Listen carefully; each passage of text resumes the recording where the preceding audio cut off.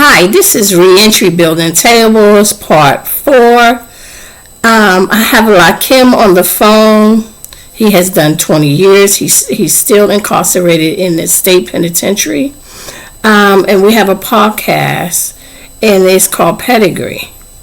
So today I'm going to be asking him some questions. I'm going to be telling some of my testimony as well as talk about his. So I want to just talk to y'all, and especially for the ones that's incarcerated. If you hear this video, if it ever come across your page, your CD, your DVD, or however platform you find it, I pray that it does find it. But I want to talk about denial. I've been in the feds 3 times. Now, I never fought to get out of prison because I only had a little bit of time and it wasn't nothing. But this last time they gave me 240 months. I had 20 years. So I knew I had to fight to get out of prison. So when I knew I had to fight to get out of prison, so that took me, they had to go to the law library. So, I was going to the law library. I had no knowledge. I did not know anything about the law or anything. I had been incarcerated majority of my life, majority of his life, my son's life. And as I was filing these papers, the 2255s and different things. I had went to the trial and I was acquitted. So they re-indicted me on the same charge, but reworded it. Baby, the feds is dirty. So if you're doing any wrong, I'm telling you, don't do it. Don't do it. I don't care. They never caught me with anything, but they gave me 240 months. So let me tell you. Get back to the story. I would be at that library every day. That law library, reading, trying to figure this out, because I don't know. Then nobody wants to help you, and the people that do want to help you, they want to charge you. I didn't have money to be giving them money like that to just be. I got 20 years. I don't know what's going to happen.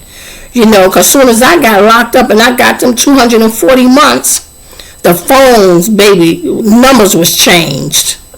Phone numbers was changed. You understand me? This thing is real.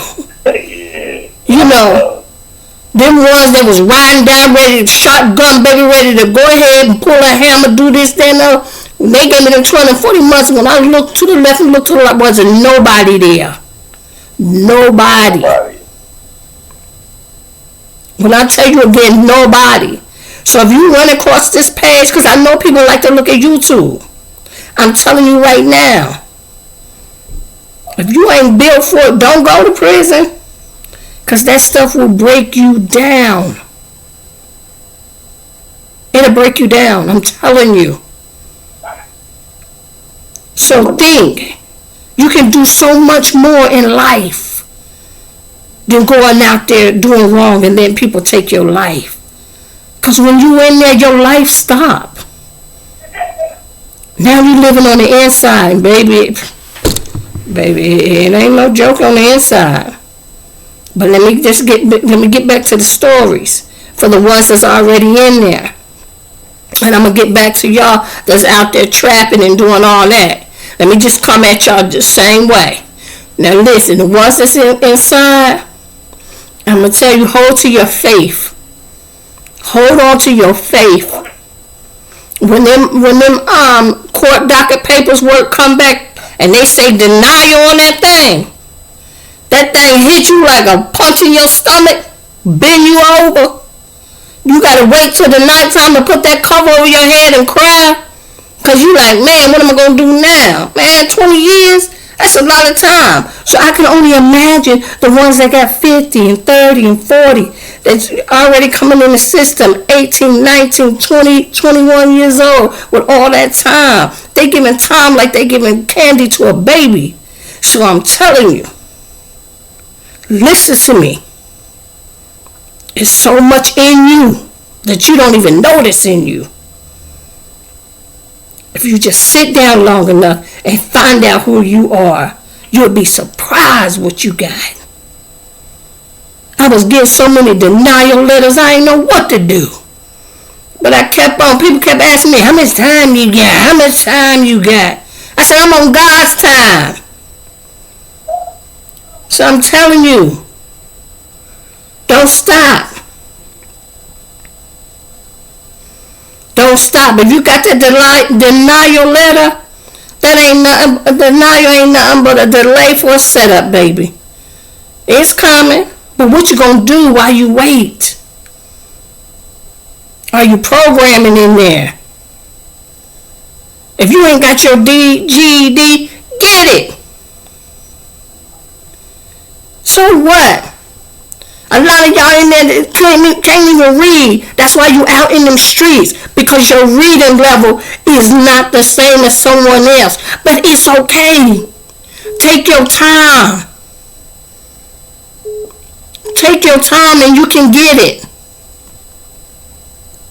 But I just want to tell you that. A delay is not a denial. So when you see that denial, just know it's just a little delay. It's just delaying you up. And for the ones that's already in the street, let me just break something down to you real quick. See, you know how you can go in there, you can go in and out your house like you want to? Your place smoking that weed or whatever the case may be. You can't do that in prison. I mean, you can, but it's going to cost you. But you can't go in that refrigerator. You can't go to the store and get you what you want to eat when you want to eat it. Because, see, they're going to give you slop, baby. So I'm telling you right now, people make it look easy. And see, I probably made it look easy to my son. This thing ain't easy, baby. It ain't easy. When they strip you down. See, let me tell you something. In the feds, baby, they have a place called Oklahoma, baby. They have some of everybody from all over the world. Strip you down. Everybody standing next to everybody. Huh? That's like they transit stop. Yes. Yeah, in Oklahoma. That's where everybody is. You see everybody. I'm telling you, you'll be. It's a man. Listen, when you see that picture, Con Air, them fed boys and fed women know what I'm talking about. They see this, they gonna be like, I know exactly what she talking about, and half of them probably know me because I done been to most of every women prison, from the camp to the SCIs. I'm telling you, this ain't where you want to be. The feds, period. Jail, prison is not where you want to be. Listen, I had changed so much when I came home, and I'm going to let my son talk. But when I came home, the people that I used to be around, they didn't even recognize who I was. But the ones that did, they was waiting on me. What's up, Ma? What's up? Nothing. Job. And then I start creating my businesses because I'm not built to work for nobody. Every time I get a job, it's just the same thing. I just cannot do it. So I had to create me a business. I had to create and generate money. So that's what I'm telling you. It's so much in you. All you got to do is push yourself. Now I'm going to ask my son. When you got that denial letter, how did you take it? All right, so what's the denial letter that I've been denied a few times? Anyone. It doesn't matter. I mean, like, how do I put it? I don't really. I'm taking it. I'm taking it on the chin. That's the best way to put it. Yeah, like it was a fight. I just been taking them on the chin, like the hardest blow. I'm not trying to leave, slip, bob, nothing. I'm right there, just taking that blow on the chin to see if it knocks me out. It has not knocked me out yet. And that's what it is. Like when we talk about denial, it's like at the same time, it's the same thing as rejection. We speaking still of rejection. Well, Okay, you got a man by the name of Andre Norman. He's the ambassador. I hope he, the president of Second Chance University. He's a program guy. He just did a whole wellness tour in New York State. A part of one of the facilities that was supposed to be part of that tour is the facility that I'm in right now. And he did the tour, but he did not come to this facility. And I wanted to see that thing. I took that as a rejection, as a denial. And the reason why is because I actually wrote him a whole letter and I told him about West Virginia and things that's going on and how I want to help try to save it when I come home. And I was just reaching out to the organization, the Genius Network, and all these different people. And they told me in a letter, they said, yo, we can't help you. You should find another organization. You want me to try to find this letter? I try to find this letter while I'm telling you, because I didn't want to throw it out because I wanted to have it in my pocket when he came to the jail so that I can say to him, yo, my man, you've been talking all this stuff about the people and this is that, and then you tell me you can't help. Like, are you here to help or are you not here to help? Like, which one is it? But when I got that letter back from him, because I'm like, yo, I watch this dude podcast and I watch his videos that he posts up on his application and all of that stuff is all on the time. You know, he did time in the fence too. I'm sure he's been through Oklahoma multiple times. If the things that he says is really true. And yeah, like you ain't holding yourself to me because I don't understand why you telling me you can't help. but what I'm asking, the question I'm asking you was, what did you feel like? Not what he's saying. What did you feel like when you got that letter? How did you feel? Did you feel like? And I'm not even talking about that. I'm talking about like if the courts have the courts ever denied you. How did you feel? Did you feel like giving up? What did you feel at that moment? That's where I'm trying to get to. Oh, all right. Yeah, it was crushing. I felt like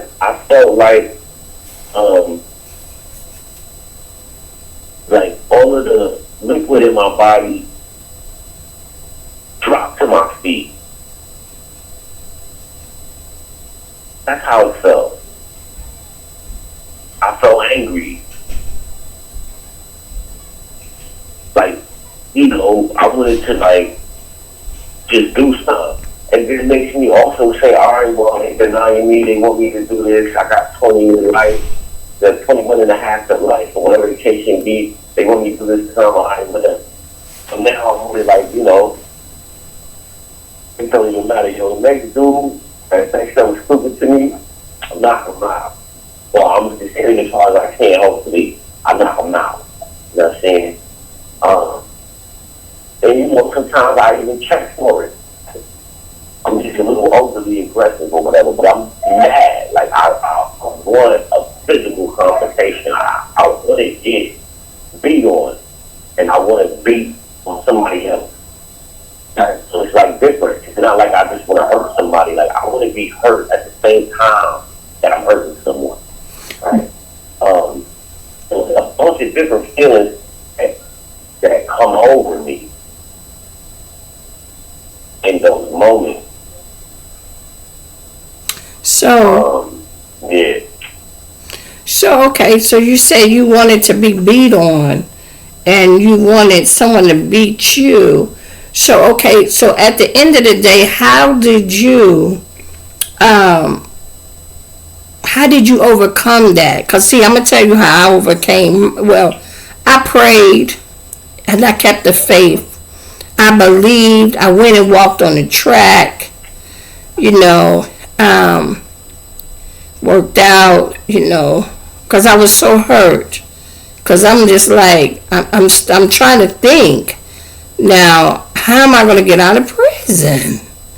You know, because I know I was not getting ready to do that time. So I'm saying to myself, So, you know, in the feds, you do a 2255 ineffective assistance of counsel. That's mostly how some people get back in the courts. And they brought me all the way back to the court just to tell me no. Come on, man. You made me get all the way back on the airlift, go back through Oklahoma, do all this. But in the midst of that, I was able to talk to a lot of the young women that was coming in there from being down for their man, and they was coming in there with football numbers, 10 years and better. You know, I had one female, she had 27 years, you know, and she was 22 years old. You know, I just took her under my wing as a daughter, but you know, and then I just started seeing a purpose in this, you know. Far as you can help people, you can talk to people, you can help them when they come through the door, because a lot of people come in prison, they don't know what to do, what to expect. And you know, you have them ones that, like, everybody be waiting on you, you know, them women that be ready to grab one. And some women are so vulnerable, and they come in and automatically they just fall into it, because that's what they have been programmed in their mind. This is what prison is about. I gotta be with a woman to even do my time or whatever, you know. But yeah, and most of the time I used to just help the ones that came in there. Some of them would come in there with like a year and a day, or you know, 2 years or something like that, and they be crying. So them lifers and them females, they don't be wanting to hear. They be ready to beat them down and stuff like that. So you know, I had to kind of keep them up off of them and stuff until they made it home and things like that. But yeah, so that's what I'm asking you. How did you eventually, after you got to that place, when you finally made it back to your cell and you calmed down, how did you decompress? How did you just deal with it to make it pass? Or did you just never deal with it? It's just still boiling in you? No, well, at the time, all right. There's different times that I was denied. Mm-hmm. I mean, I guess when they sentenced me in court, mm-hmm. I was in denial. I'm gonna tell you this: I had been going back and forth to court working down on this case, Mm-hmm. And they would keep you, because like you could go to court, like, and if you go and see the judge and everything, like before lunchtime, like there was a bus to take you back to Rikers Island, you can make it back. But if they adjourned you, then you waited till after lunch, and then sometimes you ain't make it back to Rikers Island until like nighttime. It'd be like 6 in the evening or something. Like, I can't really remember, but it'd be at nighttime, and you'd be in the pen, in the bullpen, sitting on a hard wooden bench, right, eating sandwich, cheese sandwich, bologna sandwich or whatever, and you just be looking stupid. And in New York State, they call it the Why Me pen. The pen is the cage that you sit in when you wait to go somewhere. And Why Me is the look on your face, right? So that is why it's the Why Me pen. Because you sit in that pen looking like, why me, right? And that's how I would feel. It's like, yo, why me, right? I'm sitting there for hours and hours and hours. And it's so crazy that the YB pen would make me want the cell. Like, I didn't want to be in court, sitting in this hard-boiled bench. I would rather be in Rikers Island, in the cell, for a padded cop. This is part of the tactic, or at least the narrative that we have as prisoners is part of the tactic that they hit you to plea bargain.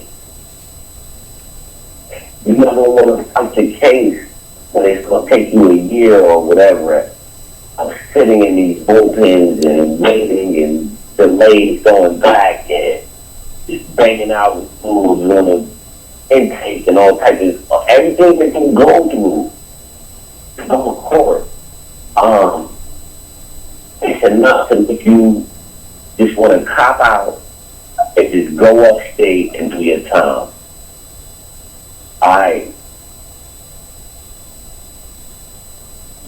When they sentenced me, I just couldn't wait to get back to the cell. That might sound strange, but I just wanted to hurry up and go back to jail.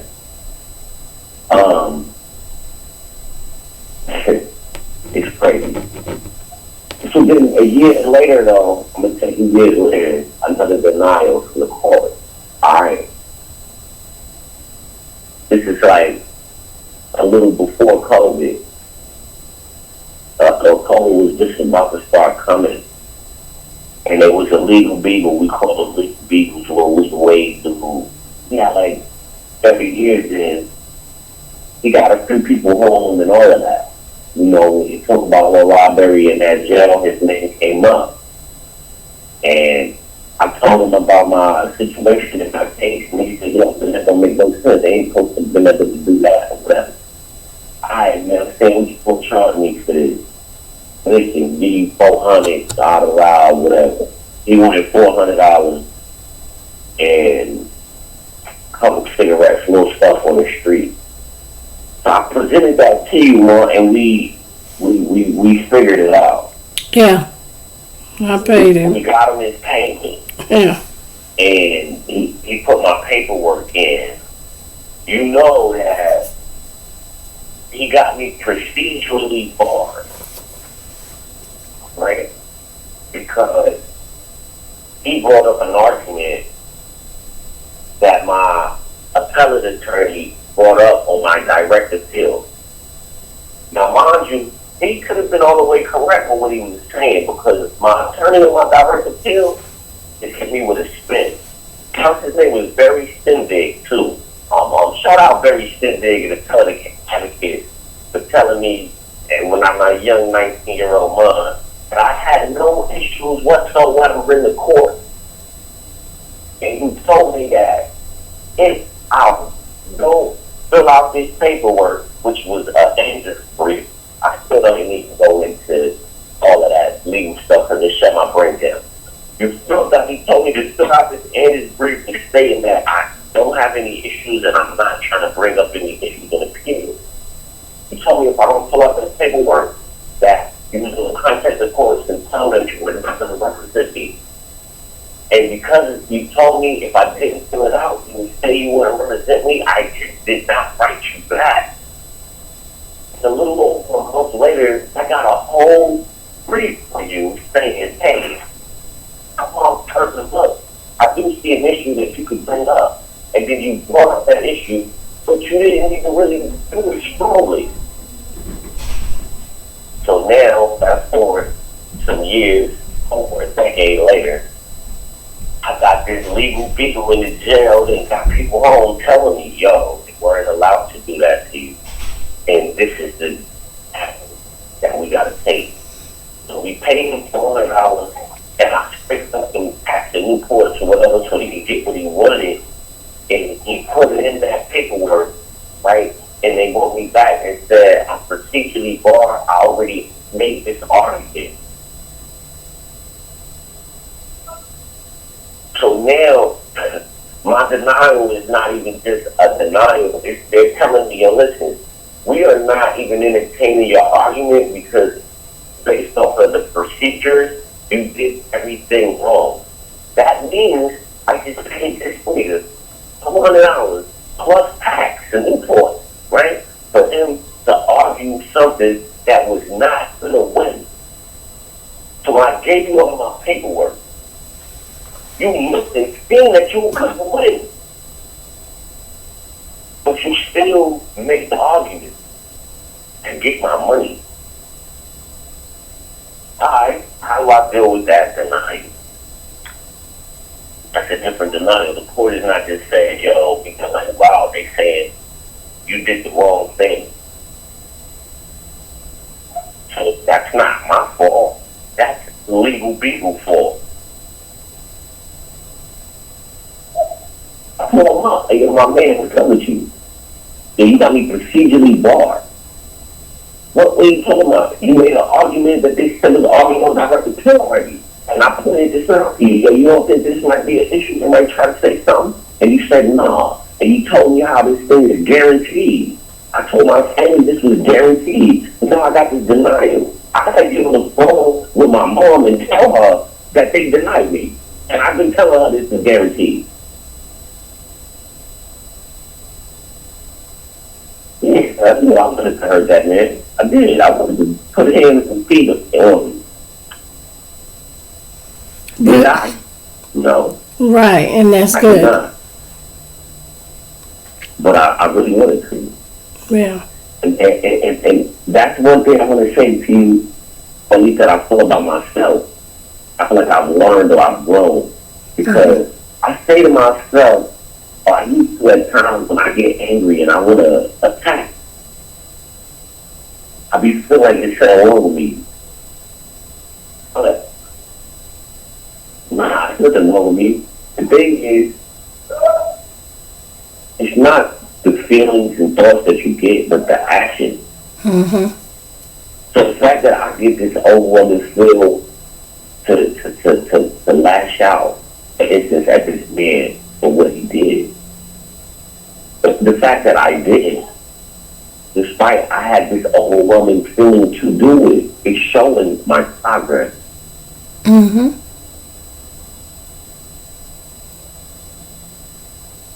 Yeah, I can't get caught up in thinking like, Right. 1 minute left. don't get mad. Right. They just don't hurt people all the time when they're mad. They say 1 minute left, man. Right. I just want to tell you, look, it's the Prison Pedigree podcast. Again, I'm going to shout out Jerry from KP. I want to shout out all of our followers. You understand? Subscribers on there. 56 of us. We rich in numbers. You understand? And I just want to thank y'all for coming to the table, man. If Reentry builds a table, we put conversations on the table. You come to the table. It's part of the conversation. Mm-hmm. I love you, Mom. I love you too. And now that you have Reentry, Building Tables, Part 4 Pedigree, we just, again, we want to say thank you. We want to ask you, can you subscribe? And give us a thumbs up. Thank you for If there's family that's going through what we're going through, you know, my heart is there with you. You know, my prayers are going out with you. But I pray that this has helped you.